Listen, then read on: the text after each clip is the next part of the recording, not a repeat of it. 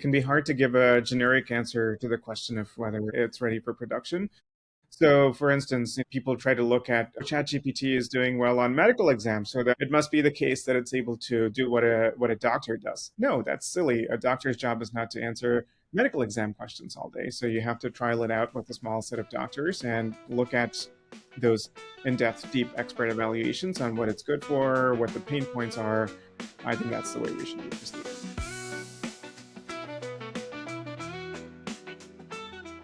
So first of all, Arvind, thanks for coming over for the show. So Arvind is professor of computer science at Princeton University, among time's 100 most influential people in AI, and author of the book AI Snake Oil. So first of all, Arvind, how is the AI snake oil selling? It seems to be going really well. People are very interested in the book. We have been very pleasantly surprised. It has sold somewhere between 50 and 20,000 copies so far. We're very happy with that.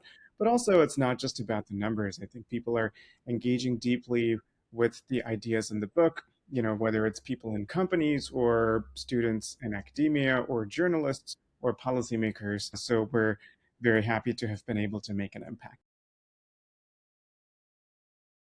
Let me start with a very, very hypothetical question that if you had Star Wars script, do you think an AI system would approve that or Harry Potter's? We talk about this in the book a little bit, which is that when you take books or movies or any creative products, whether it's AI or a person, it's just so hard to predict what is going to be successful. And this is something we were thinking about a lot in the context of our own book as well, because the success of these cultural products, as sociologists call them, really relies on a lot of chance elements that cannot be predicted in advance. Maybe it's one initial review that got a lot of people looking at a particular movie or a book, or in the case of a movie, maybe it's one particular actor deciding to sign on that led to a lot of other famous actors being convinced to do the movie. So the thing that we really concluded strongly is that it's not so much about AI versus human, but just about the fundamental unpredictability of the future. And oftentimes people don't want to accept that. I mean, it's terrifying for a movie studio to invest millions of dollars or whatever currency and not know how the movie is going to do. And that's what leads to the impetus for wanting to use AI to predict the future. Sometimes it's harmless, sometimes that can be dangerous.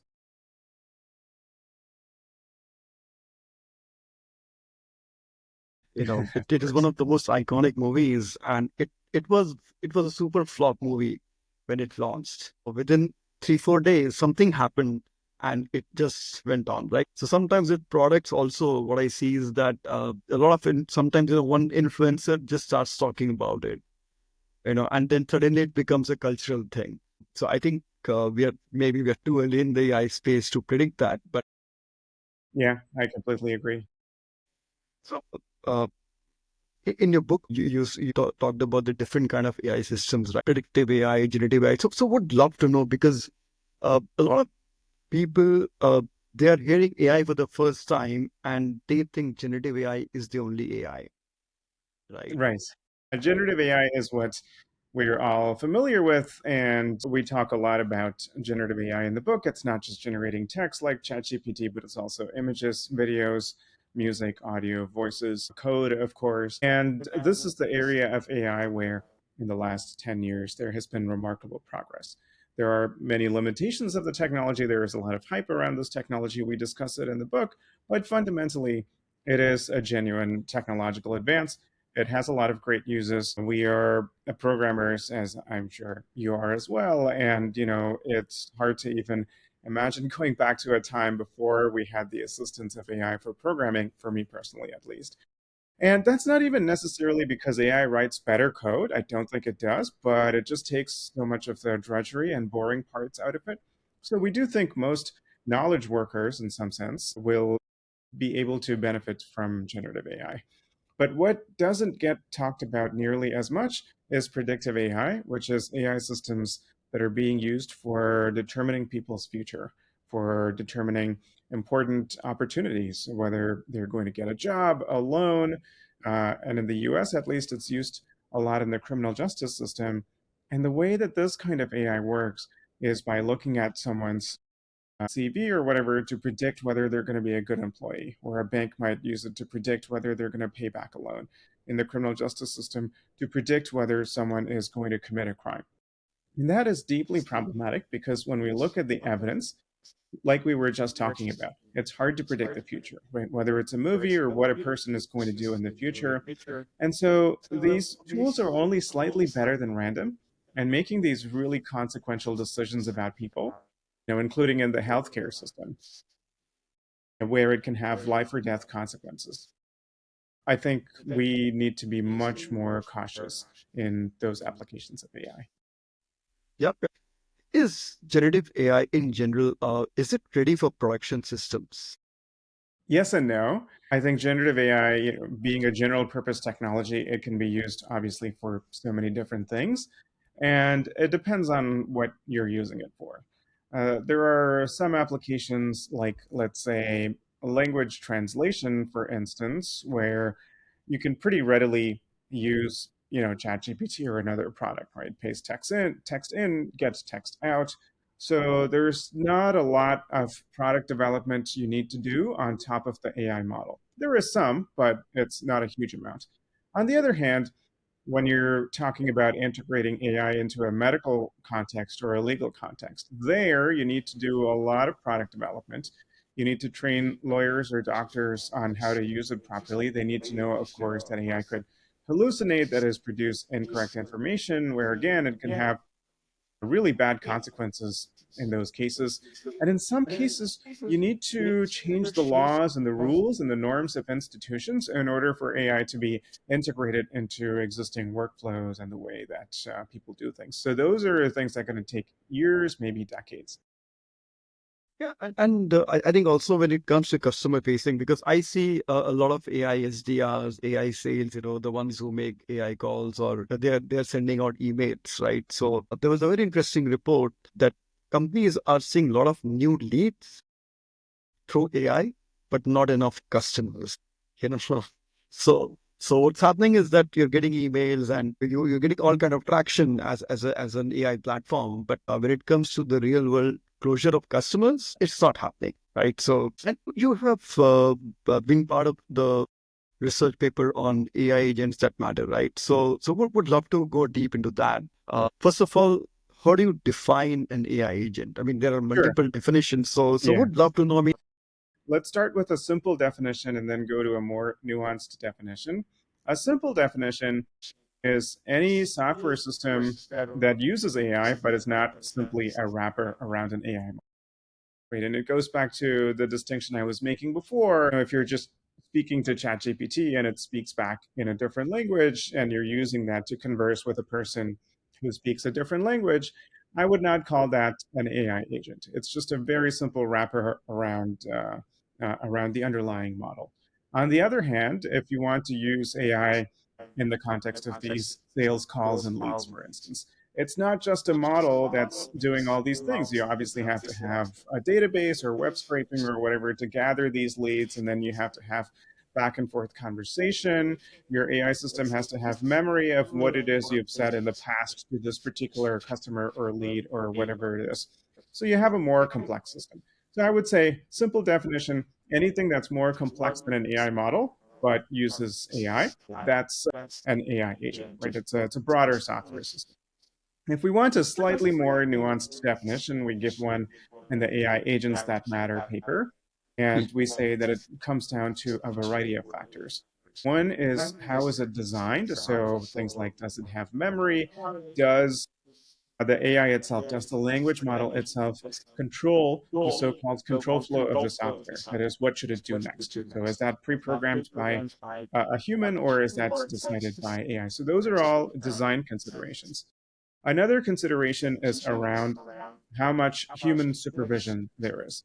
Are you kind of trusting the agent, if you will, to go off and do things on its own, like plan and buy flight tickets, that sort of thing? Or does a person have to kind of babysit it and approve every step? So that's the second consideration. And the third consideration is the complexity of the tasks you're asking it to do. If it has to function over a long time horizon, if it has to take in information from many different kinds of sources and interact with many different people or other agents. So that kind of environmental complexity is another criterion that makes something an agent as opposed to just a model. And for instance, right now what's happening is agents are talking to other agents, right? So how do you look at benchmarking the calls which are happening across them, right? So I mean, agentic benchmarks. So there are no clear definitions out there. I mean, nobody has any clarity out there, right? So how do you look at benchmarking the whole service itself? Yeah, this is very tricky. So in the past, AI benchmarking has relied on these static data sets. So if you look at classic AI progress Right. from many decades ago, one of the first things that neural networks were used for is looking at the zip codes on letters that were posted. And so to automatically find what the zip code is and appropriately send the mail to the correct destination. So this process was automated many years ago. And the key Yeah. research of progress that enabled this was handwritten digit recognition. So, to be able to benchmark handwritten digit recognition, the community used, and to some extent still uses, a data set called MNIST. It's the Modified National Institutes of Standards and Technology Handwritten Digit Database. That's kind of the full name. And it has a bunch of zeros, ones, etc., that people wrote down, and you build a neural network or an SVM or whatever fancy model you've got. You run it on thousands of these digits, and you can compute the accuracy. And that will give you a pretty good idea of how your zip code recognition algorithm is going to do when you feed it real postcards or letters or whatever written by people. And that's the traditional benchmarking paradigm that has worked well for many decades. It's not working anymore. It's not working even with LLMs, large language models, but it's especially not working with agents because they're operating in these complex environments, like we were just talking about with these sales and customer support agents. You have to have back and forth interaction with customers or maybe interact with other agents. You can't take all that complexity and boil that down to a simple static benchmark. That's the fundamental challenge that the research community is dealing with. How do you have some simple automated system that can give you a number, let's say 85% accuracy, that's going to allow you to have some confidence that when you put this agent out there in the real world and it interacts with real customers, that it's going to do well 85% of the time. But so far, at least, you can't. It doesn't work that well. So we go into a lot of specific details in the paper, but that's really the high level message. It's an unsolved challenge. And do you think that's where vertical AI agents kind of, I mean, there's an opportunity to build around that because then, you are limited to a very small data set, right? Right. So by vertical, do you mean domain specific as opposed to general purpose AI agents? Yeah. So we are definitely a fan of the vertical or domain specific approach. The reason for that is two things. Building the agent becomes easier because there are going to be a lot of edge cases, unusual circumstances in which the agent might fail. And what you can do is you can use human insights in order to correct those mistakes that the agent makes. And we've found that it's often because these are based on large language models, it's very easy. You just have to create a big file telling it all the kinds of edge cases that it might encounter and how to proceed in each of those edge cases, right? So this is obviously a new way of programming software systems where you're using English or another natural language as opposed to writing code. And you can very quickly sort of teach the agent how to navigate all of those scenarios. If it's a general purpose agent, you can't really do that. You don't know what it's going to be used for. You can't anticipate those edge cases ahead of time. That's the first difference. The second difference is that this benchmarking or evaluation also becomes easier. So if you have a pretty good idea of the context in which it's going to be deployed in the real world, you can either benchmark it or even do a small pilot, and you can have some confidence that. And do you have like some of these agentic use cases in mind that are not really snake oils? Well, of course. I mean, there are so many. So when we say AI snake oil, we're mostly reserving it for things that we shouldn't even be trying to do, right? So predict who's going to commit a crime, that sort of thing. We shouldn't even be using AI for this.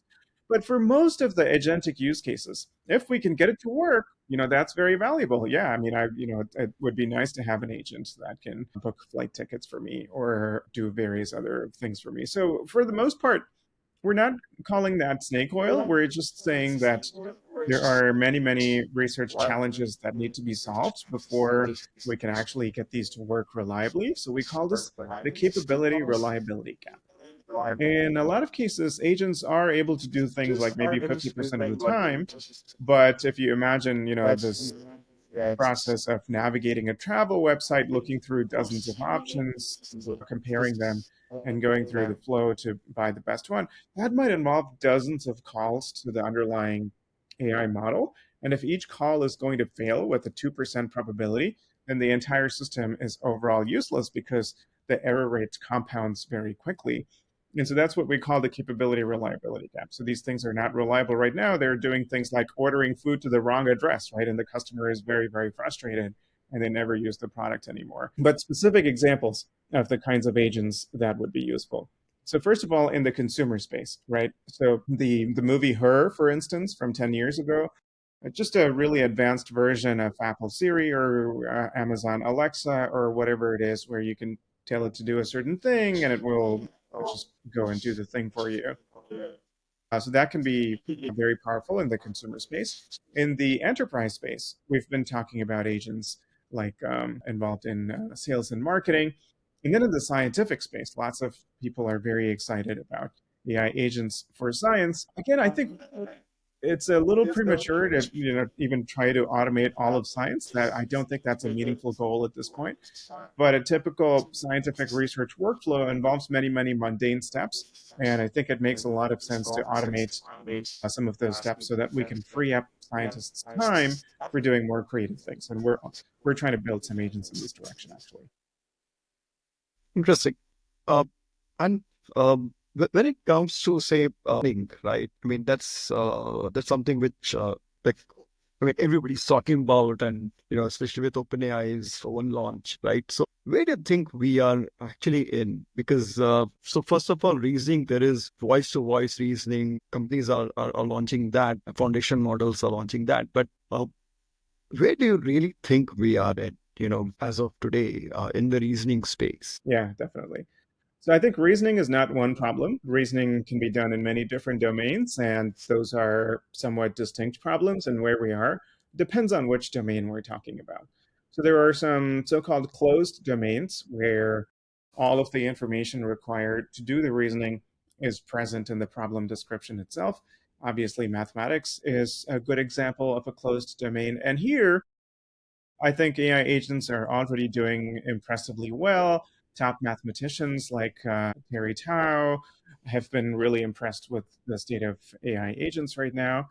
And the reason that this is a relatively easy domain for agent reasoning is that if you make a mistake, you can spot the mistake and recover from the mistake. You can try again, you can try tens of thousands of times even.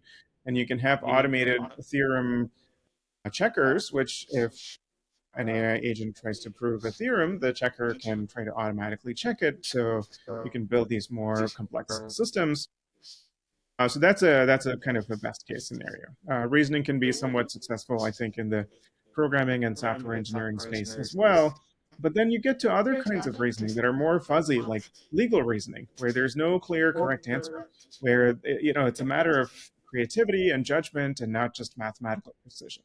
And here, I think agents are not doing that well, and I'm not super optimistic that that's going to change in the near term, because the way that AI agents are trained for reasoning or for any other purpose, their improvement really depends strongly on the ability to clearly tell if a particular reasoning trace is correct or not, and to be able to automatically determine if it's correct or not. So if you don't have that, if it's ultimately a matter of human judgment, this kind of rapid improvement is going to be much harder.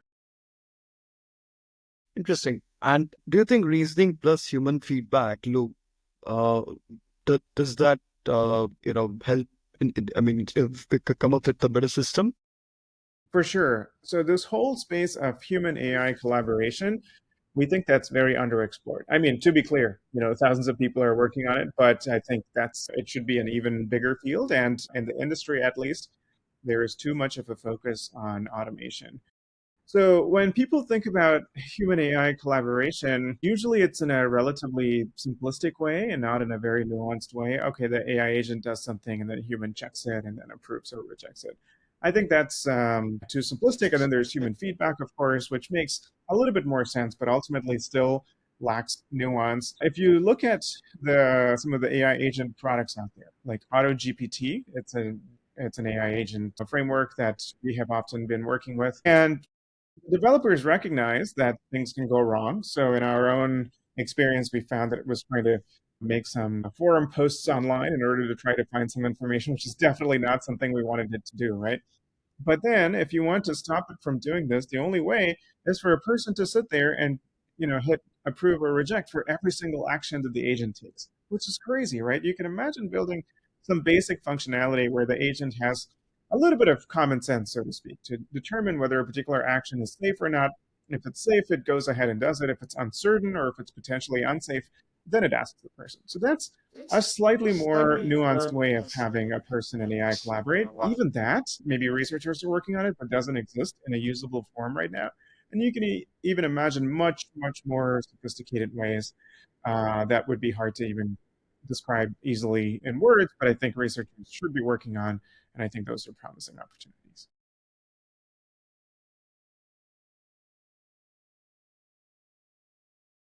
Your take on the inference scaling? Because everybody's talking about it, and you have taken a very different perspective on that. Definitely, yeah. So in my research team, we're often interested in finding out what the fundamental limits are. So usually in AI, everybody tries to build, build, build, and evaluation is considered much less sexy or understanding the limits. And then eventually, either there's a breakthrough or it's, after a decade of effort, no one has made a breakthrough and they conclude this problem is too hard and move on to something else. But that doesn't have to be the only way to do it. I think it's useful to have a group of people who are looking at it from the other direction. What is it fundamentally that's hard about this? So we often like to do that kind of research. So what is inference scaling? Yeah, there has been a lot of hype about this. In the last few years, we've seen a lot of model scaling, models getting bigger and bigger, trained on more data. And now there is a sense that that is running out.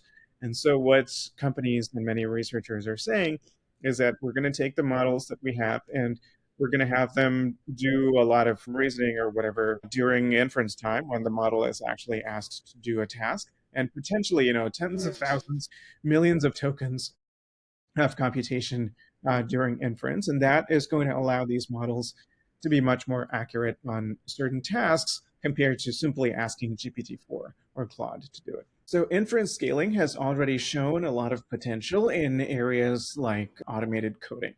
So we wanted to look at what the limits are. So one particular strategy for inference scaling, it's an important one that a lot of people have had a lot of hopes on, is you have the agent generate tens of thousands of potential code solutions to a particular problem. And then you have a set of unit tests that can be used to automatically check if each solution is correct or not. And so you can have it try many times, maybe even millions of times, until it finds a solution that passes the unit tests.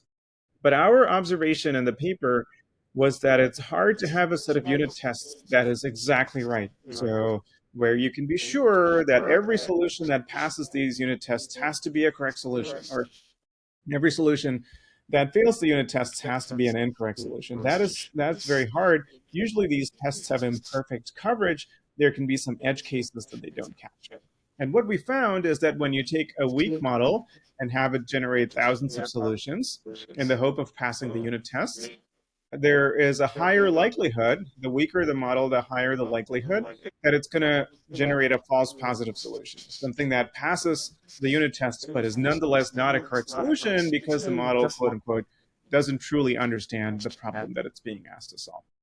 And we go into a lot of math in the paper, but the basic point is that this really puts a limit on the extent to which you can take a smaller, weaker model and use this kind of unit test based inference scaling in order to be able to get it to match the performance of a bigger and stronger model. And so, do you think that you can improve the reliability of the verifier system using manual reviews and basically using multiple kinds of tests. Exactly. Yeah, we think that's an important direction for future progress. So right now, I think people are relying too heavily on the intelligence of language models themselves. But I think the source of intelligence should come from multiple places. One is the language models. One is, for instance, automated ways to verify the correctness of a program. So the unit tests could be generated automatically, or you can have other more sophisticated program verification techniques, as they're called. And the third could be some way of having the human in the loop, but not in a brute force way where they're checking everything, but in a more sophisticated way so that you make the best use of the human expert's time. So I think by appropriately synthesizing these three elements, we can push the state of the art further compared to current approaches. Do you think companies are in a hurry to land grab the AI agentic sort of mind share? And in the process, they are moving too fast and might as well, break customers' trust on technology.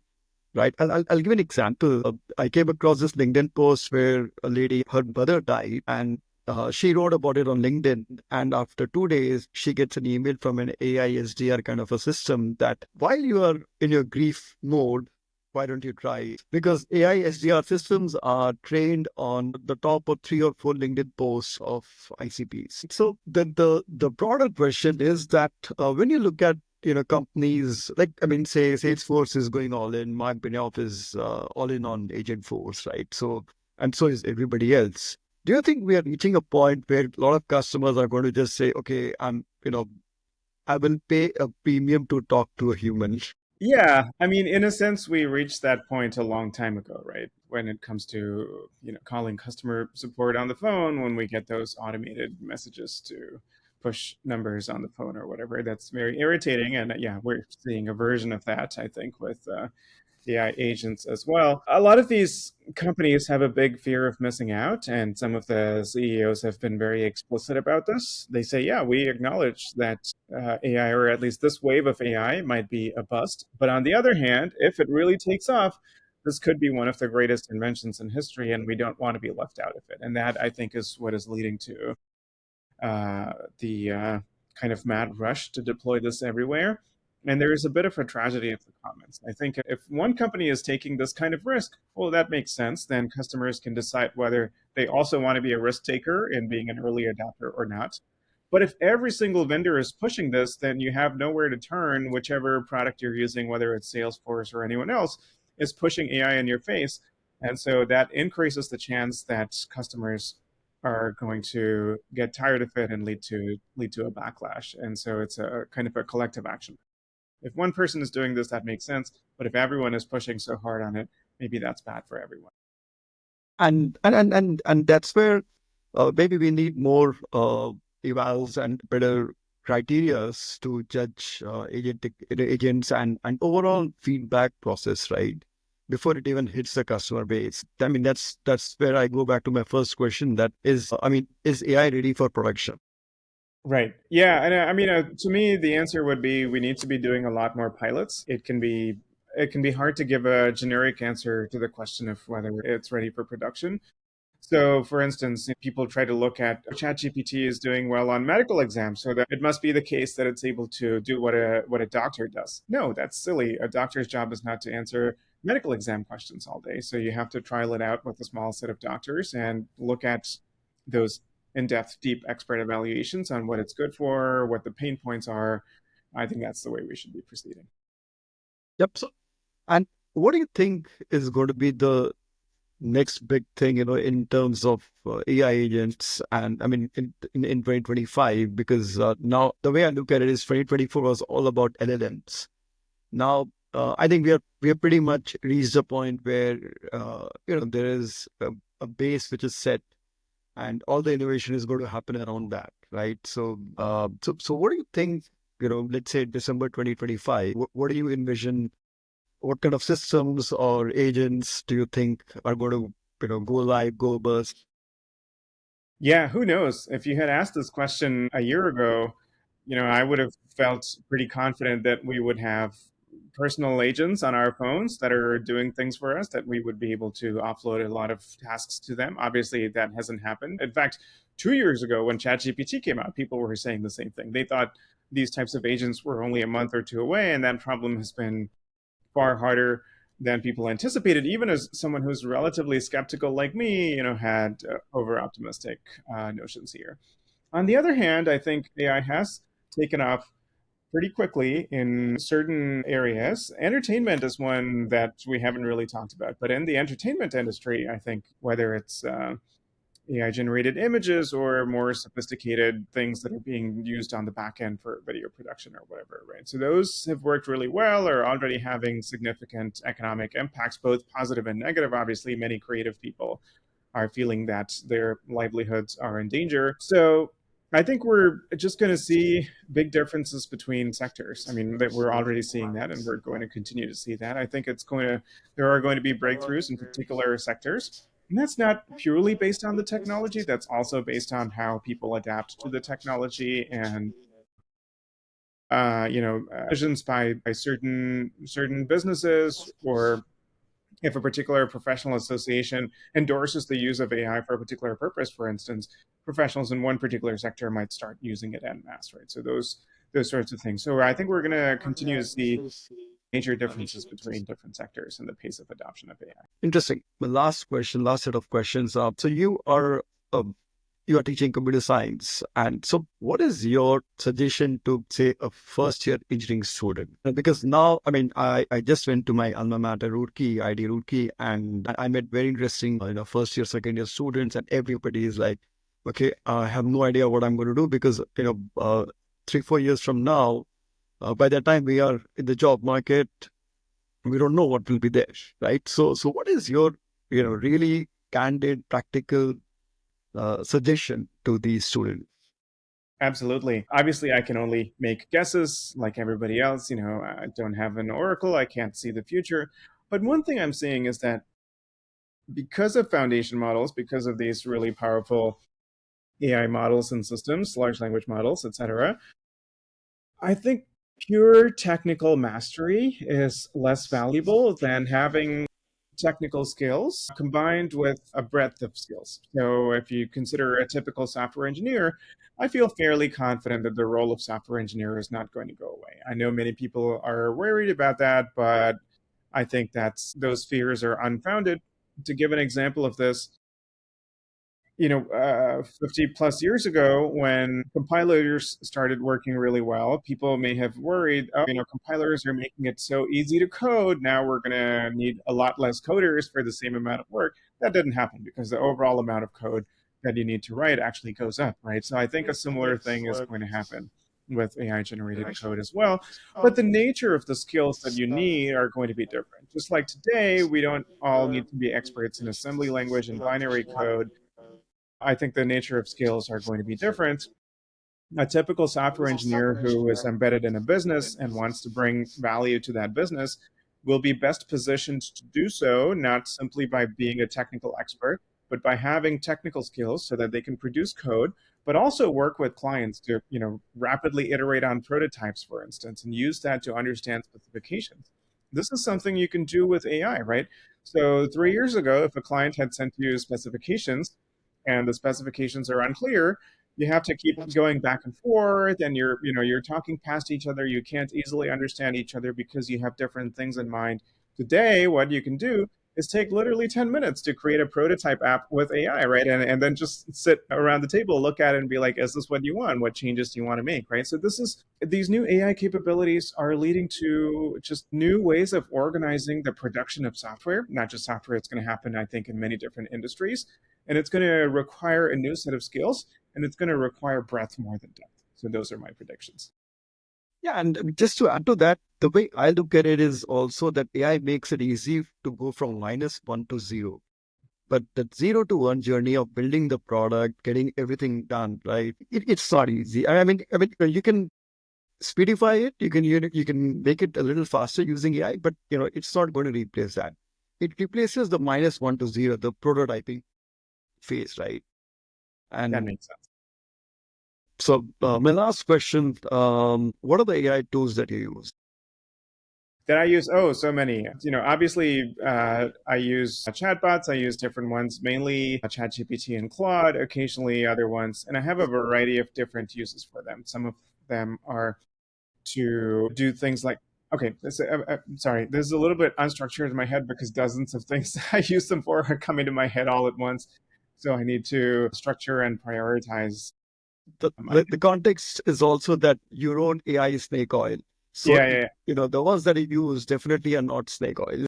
yeah. I mean, to be clear, when we say AI snake oil, it's not just about products that don't work at all. I think that that's part of what we talk about, but also even the very useful products like chatbots, they have various limitations that we need to be carefully avoiding, and we need to understand when companies are overhyping them. And so while Sayash and I are heavy users of generative AI ourselves, we're also cautious in the way that we use them. So let me give some use cases. One thing that I use it for, and I find myself surprised to be using AI for this, is for learning new topics. And I'm very much aware, of course, that I might get incorrect answers from AI. But that has proved to be not as big a problem as I thought. It has some advantages compared to learning using books. Of course, I haven't stopped learning from books, but I can't ask a book a question, or I can't summarize my knowledge of a topic to a book and ask it to correct me if I'm wrong, those types of things. And because I know that AI could be making a mistake, I'm always thinking about things from a very critical perspective and trying to verify everything myself, which is exactly the mindset that you need for effective learning. So ironically, this limitation has proved to be, if anything, an advantage when using AI for this purpose. Let me give just a few other use cases. We've already talked about programming a lot. And the thing to keep in mind is that a lot of my work as a researcher is more prototyping, right? Because I don't have to build production software that millions of people are going to use.